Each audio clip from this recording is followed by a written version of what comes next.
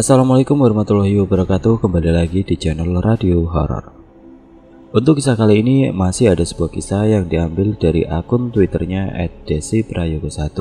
Dan untuk kisah yang akan saya bawakan kali ini yaitu sebuah kisah yang berjudul Cah Bagus. Sebelum kita masuk ke ceritanya, tekan dulu tombol like video ini dan jangan lupa tekan juga tombol subscribe channel ini dan nyalakan juga lonceng notifikasinya agar tidak ketinggalan cerita-cerita baru dari channel ini. Dan bagi teman-teman yang ingin membaca langsung ceritanya, nanti silahkan saja kunjungi linknya yang nanti akan saya sertakan di kolom deskripsi.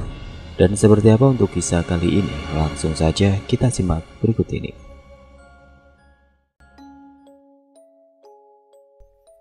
Cerita kali ini dikirim oleh seorang narasumber. Kita panggil saja beliau dengan nama Ibu Asti. Ibu Asti ini dari Semarang, Jawa Tengah. Beliau sengaja mengirim cerita ini ke kita sekedar ingin berbagi cerita dan meminta bantuan doanya untuk anak beliau yang akan kita ceritakan kali ini. Jujur, aku sebenarnya agak bimbang untuk kembali menulis cerita-cerita horor dan sempat punya niatan untuk digantikan salah satu temanku saja. Tapi takut nanti gaya penulisannya berbeda dan gak berkenan di hati kalian. Jadi ya sudahlah, gak apa-apa biar aku saja yang menulis. Entah aku seperti mengalami beberapa kejadian yang di luar logika dan hal-hal aneh di sekitarku. Bahkan bukan hanya terjadi kepadaku, tapi juga keluargaku dan bahkan teman-teman dekatku. Mungkin bagi kalian lebay, tapi asli bagi kita itu pengalaman yang tidak bisa dilupakan. Gangguannya itu ada aja, entah aku yang tiba-tiba jadi super peka atau tiba-tiba suka mimpi buruk. Kalau ini sih aku masih bisa netralin karena mungkin akunya lupa baca doa atau suka nonton Netflix yang horor-horor. Makanya sampai ke bawah mimpi. Tapi kalau tiba-tiba kamu diajak ngobrol sama makhluk halus, bismillah, aku sih berusaha positive thinking. Mungkin akunya aja yang lagi halu. Jadi itu juga menjadi salah satu alasan kenapa aku sempat vakum lama buat nulis cerita. Tapi syukurlah, sekarang sudah kembali normal. Karena sempat konsul ke beberapa orang yang paham sama yang aku alami dan dikasih solusi. Menurut kalian gimana? Komen ya. Sekarang kita lanjut ke ceritanya. Seperti biasa, semua cerita yang masuk ke kita harus melalui sistem cross-check terlebih dahulu. Berhubung lokasi Bu Asti ini jauh dan apalagi masih ada COVID-19. Akhirnya kita putuskan untuk cross-check melalui Zoom dengan Ibu Asti. Kesan pertama kita saat bertatap muka dengan Ibu Asti di Zoom itu Masya Allah, orangnya ramah sekali dan murah senyum. Bahkan Ibu Asti tidak sungkan-sungkan menawari kita cemilan, meski hanya lewat layar laptop. Beliau saat ini hidup sendiri di usianya yang sudah mencapai 50 tahun. Suami beliau, almarhum Bapak Taufik, sudah meninggal sejak 10 tahun yang lalu, dikarenakan gagal jantung. Tapi hebatnya, Ibu Asti nampak sangat tegar saat menceritakan betapa hebatnya sosok almarhum Bapak Taufik di mata Ibu Asti. Kita pun juga sangat nyaman mendengar ceritanya. Sebenarnya Ibu Asti memiliki seorang anak tunggal laki-laki bernama almarhum Hafirsa Dika Pratama. Pasti kalian bertanya, kenapa kok di depan namanya ada kata almarhum? Oke. Jadi inilah pokok dari cerita yang akan aku up hari ini. Aku, Joe, Henry, dan Mary seketika melihat mimik muka Ibu Asti ini tiba-tiba berubah sesaat setelah mengucapkan nama anak semata wayangnya. Kita sempat tanya, tapi Ibu Asti selalu menjawab dengan kalimat "Gak apa-apa Kondu, Ibu gak apa-apa." Ya sudah, mungkin Ibu Asti perlu waktu untuk mulai bercerita. Kita selalu melihat ekspresi muram dan sedih di wajah Ibu Asti setiap kali menyebutkan nama anaknya. Kita panggil saja nama anak Ibu Asti ini dengan nama Mas Friza, karena memang begitu nama panggilannya. Almarhum Mas Friza ini sudah meninggal sejak tahun 2016 silam. Almarhum Mas Friza meninggal dengan cara gantung diri di rumah lamanya. Mas Friza meninggal di usianya yang ke-26 tahun. Menurut penuturan Ibu Asti, alasan Mas Friza memutuskan untuk bunuh diri adalah bullying. Baik, Mas Friza ini memiliki jari tangan sebelah kiri yang tidak lengkap. Maka dari itu sejak kecil Mas Friza selalu diejek dengan anak-anak sekitar rumahnya. Bahkan parahnya, sampai ibu-ibunya juga ikut membuli. Entah apa yang ada di pikiran mereka sampai setega itu kepada Mas Friza. Bahkan Ibu Asti dan keluarga sampai harus pindah-pindah rumah berkali-kali. Ibu Asti dan almarhum suaminya melakukan hal tersebut untuk mencarikan lingkungan yang positif demi pertumbuhan mental Mas Friza. Sayangnya dimanapun mereka pindah rumah, ejekan demi ejekan masih terus diterima sama Mas Friza. Jujur kita seketika melu banget pas denger cerita Pat itu. Sampai pada akhirnya mereka memutuskan untuk tinggal di Semarang karena terbatasnya biaya. Pada saat itu berbarengan dengan menurunnya kesehatan almarhum Pak Taufik. Jadi mau tidak mau sisa uang pensiun Pak Taufik lebih diutamakan untuk rumah sakit. Mau tidak mau juga Mas Friza menahan dirinya. Mas Friza memilih hanya mengurung dirinya di kamar dan menjauhi lingkungan luar. Padahal Ibu Asti dan suami tidak ada henti-hentinya selalu memberi dorongan yang positif setiap hari untuk Mas Friza. Tapi tetap tidak bisa merubah keputusan Mas Friza untuk mengurung dirinya di kamar saja. Pak Taufik yang melihat kondisi Mas Friza saat itu semakin terpukul. Merasa dirinya gagal menjadi seorang bapak. Padahal kata Bu Asti, Pak Taufik adalah satu-satunya orang yang mampu saya untuk tidak menyerah dengan keadaan dalam membesarkan Friza hanya karena kekurangan dalam dirinya. By the way, Mas Friza memang sudah terakhir dengan kondisi cacat di jari tangan kirinya, yang membuatnya tidak memiliki 3 jari, yaitu jari telunjuk, jari tengah, dan jari manis. Sebenarnya Mas Friza ini anak yang periang, tapi sejak menerima bullying itu dia jadi sangat-sangat bertolak belakang dengan sifat aslinya. Semakin lama kondisi Pak Taufik semakin melemah, dan dari situlah awal pemicu besarnya keinginan bunuh diri Mas Friza. Sampai pada akhirnya Pak Taufik pun menghembuskan nafas terakhirnya di rumah sakit. Dan hari itu menjadi hari terburuk dalam hidup Bu Asti dan Mas Friza. Bu Asti sempat berharap waktu itu dengan sepeninggalan Pak Taufik, orang-orang berhenti membuli Mas Friza dan lebih menaruh simpati padanya. Ternyata ekspektasi Bu Asti tidak sesuai dengan kenyataan. Hinaan itu masih dengan lantang terdengar di telinga Mas Friza. Bahkan sesekali Bu Asti memarahi orang-orang yang menghina anaknya secara terang-terangan.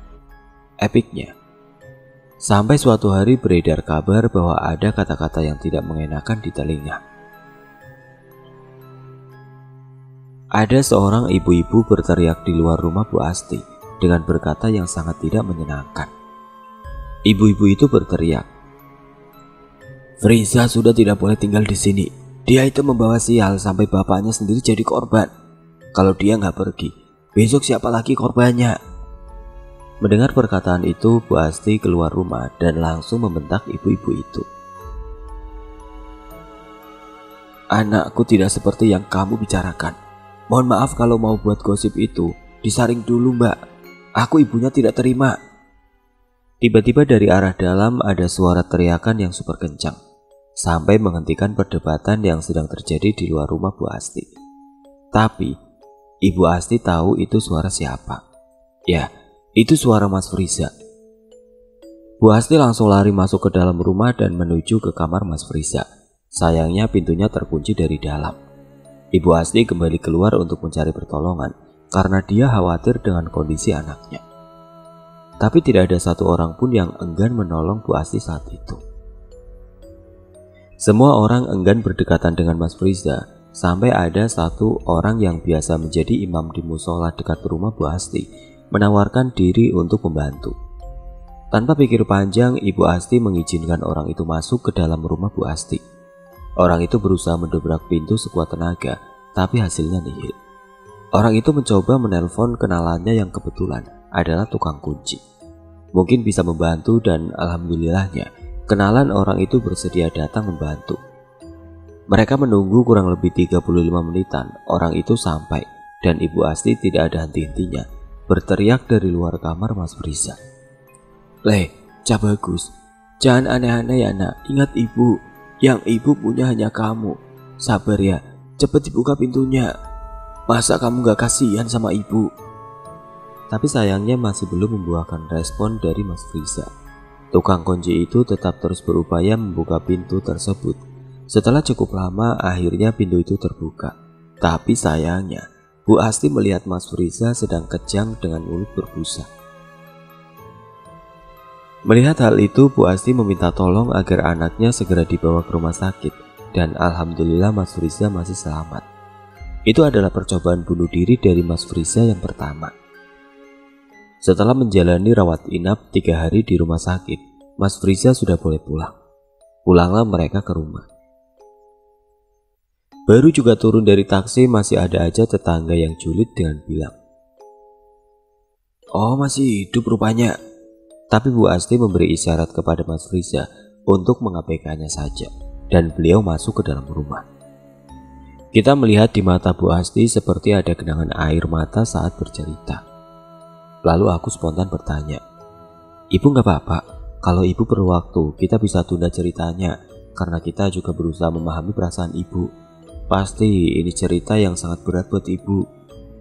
Tapi Ibu Asti lagi-lagi berkata, "Gak apa-apa, Nduk. Ibu gak apa-apa. Kita lanjut saja ceritanya." Kita pun mengangguk bertanda mengiyakan. Cerita pun lanjut. Kali ini Ibu Asti langsung mempercepat ceritanya.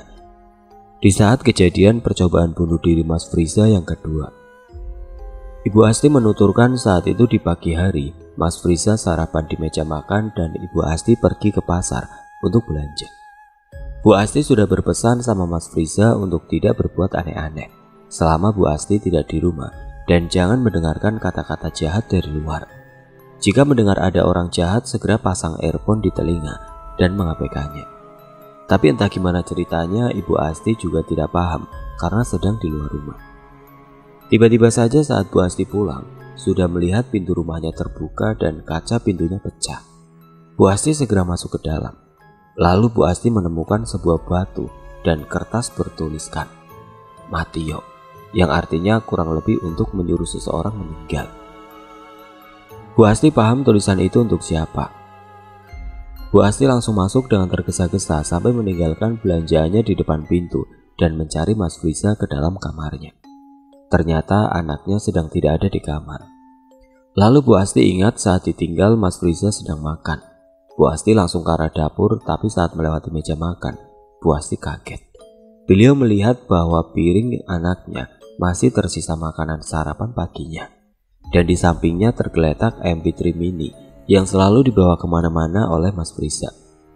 Bu Asti semakin panik. Dan betapa terkejutnya Bu Asti saat memasuki dapur. Beliau melihat anaknya tergeletak bersender di lemari piring dengan tangan kiri bersimbah darah dan tangan kanan memegang pisau. Seketika Bu Asti berteriak sekencang-kencangnya sampai menjadi perhatian warga sekitar. Semua orang berbondong-bondong datang ke rumah Bu Asti, dan sama seperti Bu Asti, mereka semua kaget. Warga pun membantu Bu Asti membawa anaknya ke rumah sakit. Mungkin hati para warga sudah mulai sedikit tersentuh melihat kondisi Mas Friza. Tapi Allah masih sayang Mas Friza. Dia masih selamat. Untuk kedua kalinya percobaan bunuh diri, Bu Asti berpikir mau sampai kapan anaknya seperti ini. Akhirnya kali ini Bu Asti memilih untuk melaporkan ke kantor polisi. Setelah melapor ke kantor polisi, akhirnya beberapa polisi datang ke rumah Bu Asti untuk olah TKP demi mencari tahu perbuatan iseng siapa ini. Karena masih belum menemukan siapa orangnya, para polisi ini memberikan penyuluhan sekaligus peringatan kepada aparat warga sekitar seperti RT dan RW setempat agar kejadian ini tidak terulang lagi. Tapi jika masih terulang lagi, polisi tidak akan segan-segan menangkap pula aparat warga setempat karena dirasa tidak adil dalam melindungi warganya. Mendengar hal itu, Bu Asti menjadi lega dan beberapa hari kemudian Mas Friza pulang dari rumah sakit. Kali ini Mas Friza pulang ke rumah dengan perasaan lega karena sudah tidak terdengar lagi omongan-omongan negatif tentang fisiknya dari masyarakat sekitar. Bahkan Mas Friza diterima baik dengan anak-anak seusianya di daerah itu. Mereka berteman seperti selayaknya dan hidup Mas Friza kembali ceria. Bahkan Bu Asti ingat saat itu Mas Friza sampai rela kerja bengkel demi bisa membeli sebuah motor untuk dirinya sendiri. Baik, Mas Friza ini sangat pandai sekali dalam dunia permesinan motor. Kurang lebih 1 tahun bekerja, akhirnya Mas Friza bisa membeli motor. Iya, motor pertamanya. Bu Asti juga cerita, saat pertama kali platnya jadi, Mas Friza ini mengajak Bu Asti untuk keliling Jogja. 2 tahun setelahnya, tepatnya di tahun 2016, semua hal baik jadi berubah. Sikap depresi Mas Friza kembali muncul. Semua berawal sejak kematian teman baiknya. Persepsi negatif orang kepada Mas Friza kembali ada. Banyak orang yang berkata bahwa akibat kematian temannya adalah Mas Friza. Dia dituduh menaruh sial kepada teman baiknya sendiri. Padahal temannya terjatuh di sungai karena akibat lalai bahkan Mas Friza saat kejadian sedang tidak bersama temannya. Tapi yang dituduh tetaplah Mas Friza.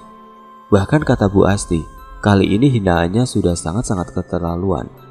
Sampai Bu Asti mencoba menelpon polisi yang pernah menolongnya dulu, tapi entah bagaimana bisa berbarengan. Polisi yang sempat membantunya ternyata juga sudah meninggal akibat paru-paru. Akibatnya kasusnya dianggap selesai, karena Bu Asti lebih mementingkan kondisi mental anaknya. Beliau pun memilih untuk tidak membantu Mas Friza mengatasi depresinya dengan mengalihkan ke hal-hal positif. Sampai-sampai Mas Friza kini kembali mengurung dirinya di kamar dan kadang sesekali berbicara sendiri. Dengan biaya terbatas, mau tidak mau Bu Asti memanggil seorang psikiater untuk datang ke rumah. Tapi psikiater menyarankan untuk membawa saja Mas Friza ke rumah sakit jiwa terdekat demi mendapat perawatan yang lebih intensif. Takutnya kalau cuma dikasih obat, malah dijadikan cara untuk bunuh diri. Berarti secara tidak langsung psikiater itu mengatakan bahwa tingkat depresi Mas Friza itu sudah sangat tinggi, sampai-sampai harus dibawa ke rumah sakit jiwa. Perasaan Bu Asti kala itu sangat campur aduk, antara memikirkan anaknya, dirinya sendiri dan tabungannya yang mulai menipis. Bu Asti akhirnya memilih untuk merawat anaknya di rumah saja dengan semua yang beliau bisa. Hari demi hari berlalu merawat Mas Friza yang kondisinya makin hari makin memprihatinkan. Bu Asti juga bilang, Waktu Friza pernah mengompol di kasur seperti anak kecil, padahal biasanya tidak pernah begitu. Namanya juga seorang ibu. Beliau tetap setia merawat anaknya dengan setulus hati. Tepatnya di bulan Mei 2016 saat Bu Asti harus pergi ke apotik untuk menebus obat Mas Friza yang habis. Sebelum pergi, Bu Asti selalu mengamankan semua benda tajam agar Mas Friza tidak menggunakannya untuk bunuh diri. Sayangnya, Bu Asti lalai bahwa masih ada beberapa cara untuk melakukan bunuh diri. Kebetulan di lemari bawah TV ada tali tampar berwarna kuning yang sangat panjang tersimpan di sana. Ya, dengan tali tampar itu Mas Friza bunuh diri. Saat Bu Asti pulang dari menebus obat, beliau masuk melihat kondisi rumahnya masih sama persis dengan sebelum beliau keluar tadi. Akan tetapi, saat beliau membuka pintu kamar Mas Friza, beliau langsung tersungkur ke belakang karena mendapati putra sematawayangnya sudah terbujur kaku dengan posisi leher terikat tali tampar berwarna kuning yang tergantung di kayu plafon kamarnya. Tubuhnya sudah dingin dengan mata melotot dan lidah sedikit menjulur. Nampaknya ada sedikit darah mengalir dari matanya. Sungguh aku tidak bisa membayangkan posisi Bu Asti saat itu. Bahkan Bu Asti memperlihatkan foto tali tampar yang digunakan Mas Friza saat bunuh diri terakhir kalinya lewat ponselnya. Benar-benar bunuh diri yang terakhir, karena Mas Friza benar-benar sudah pergi meninggalkan ibunya selama-lamanya. Singkat cerita, setelah pemakaman Mas Friza, seringkali Bu Asti mendengar suara tangisan Mas Friza dari dalam kamarnya. Pernah suatu hari Bu Asti penasaran, lalu mengintip sedikit dari celah pintu kamar Mas Friza. Terlihat sosok pocong duduk di atas kasur, dengan tali tampar kuning melilit di lehernya. Bu Asti tidak berteriak, tapi langsung lari ke kamarnya dengan perasaan takut. Beliau percaya itu bukan anaknya, karena anaknya sudah tenang di alamnya. Tapi kejadian itu terus berulang setiap malam sampai menjelang 40 hariannya Mas Friza. Anehnya, Setelah 40 hariannya Mas Friza malah tidak nampak sama sekali. Ya, Mas Friza sudah tidak menangis di dalam kamarnya, melainkan mendatangi ke semua rumah tetangganya di tengah malam sambil menangis. Berita itu semakin kuat adanya setelah kesaksian seorang warga yang pulang kerja tengah malam, dan saat hendak masuk ke dalam desanya, dia melihat Mas Friza di ujung jalan. Benar-benar sosok Mas Friza yang berbalut kain kafan seperti pocong dengan tali tampar kuning mengikat lehernya. Sama persis dengan deskripsi warga yang menyatakan pernah disamperin sosok Mas Friza. Sampai-sampai orang ini jatuh dari motor dan pingsan, lalu ditemukan warga yang lain saat hendak sholat subuh di masjid. Mendengar berita tentang anaknya semakin beredar luas, akhirnya Bu Asti mendatangi seorang ulama di dekat desanya untuk meminta solusi. Lalu ulama ini menyarankan untuk berdoa bersama di makam Mas Friza, kalau bisa semua warga yang sekampung dengan almarhum. Mengingat saat pemakamannya, banyak warga yang enggan datang walau hanya sebatas menyelawat atau mengucapkan bela sungkawa, sekaligus untuk meminta maaf atas semua tindakan-tindakan negatif yang pernah mereka lakukan kepada Mas Friza. Ulama ini berharap semoga dengan ini semuanya kembali normal dan tidak ada teror lagi. Ternyata omongan ulama itu benar. Semua kembali normal dan teror Mas Friza sudah tidak ada lagi. Tapi Bu Asti memilih untuk pindah rumah dari rumah itu. Meski banyak sekali kenangannya, tapi Bu Asti tidak mau berlarut dalam kesedihan karena kepergian dua orang yang sangat berharga dalam hidupnya. Bu Asti berniat menjual rumah itu, tapi ternyata masih belum laku sampai sekarang, dan rumah itu sudah kosong bertahun-tahun. Sesekali Bu Asti datang bersama saudaranya untuk bersih-bersih. Oh ya, sekarang Bu Asti di Jogja tinggal dengan kakaknya dan mengolah rumah makan keluarganya. Semoga Bu Asti tetap kuat dan semangat ya. Oke, jadi itu tadi kisah berbagi dari Bu Asti, dan cerita ini ditulis sesuai alur cerita yang disampaikan langsung oleh Bu Asti sebagai narasumber. Kepada Bu Asti saya sampaikan terima kasih karena sudah bersedia berbagi cerita yang sangat-sangat bisa diambil sebagai pembelajaran. Dari cerita ini kita bisa belajar bahwa efek dari bully itu ternyata besar sekali, bahkan bisa sampai mengganggu kondisi mental seseorang. Jangan suka menyalahkan orang lain, apalagi sampai menghakimi seseorang karena sesuatu yang belum tentu dia penyebabnya. Belajar merangkul sekitar, stop body shaming. Kita semua pasti terlahir dengan memiliki keistimewaan masing-masing, dan belajarlah menerima kelebihan maupun kekurangan orang lain di sekitar kita. Jangan pernah jadikan kondisi fisik orang lain sebagai bahan percandaan, karena itu gak lucu.